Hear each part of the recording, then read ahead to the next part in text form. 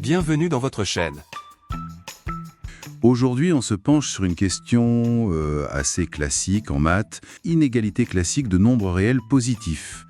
On a trois nombres, x, y, z, bien positifs, strictement même. Et on s'intéresse à une expression a égale x carré sur y plus y carré sur z plus z carré sur x. La question c'est, est-ce que a est plus petit ou égal à x plus y plus z, c'est l'option A, ou alors est-ce que a est plus grand ou égal, ça c'est l'option B. Option C, ou alors D, autre chose. Bon, explorons un peu la solution qu'on a trouvée. Allons-y. Donc, si on prend a moins b au carré, c'est toujours supérieur 0. Passer le moins 2ab de l'autre côté, a carré plus b carré supérieur 2ab. Donc, a et b ici, strictement positifs. On peut diviser par b sans changer le sens de l'inégalité. Ah oui.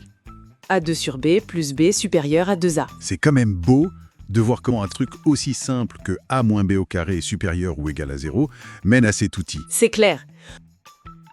On remplace AB d'abord par x, y. Ok. Donc ça donne x2 sur y plus y supérieur ou égal à 2x. Y, z. Et enfin, on boucle la boucle a, b devient z, x.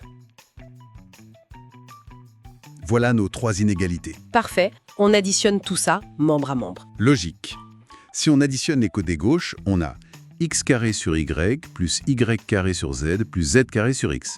Plus x plus y plus z supérieur ou égal à 2, comme ça, x plus y plus z. On soustrait x plus y plus z partout. Voilà. À gauche, il reste juste a.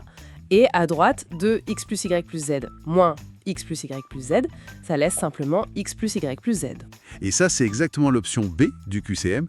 Donc a est toujours supérieur ou égal à la somme. C'est ça, pour n'importe quel x, y, z strictement positif. Donc, pour résumer un peu, on est parti de cette expression A un peu baroque, on va dire, Oui, elle peut faire peur au début. et on démontre qu'elle est toujours plus grande ou égale à la somme x plus y plus z.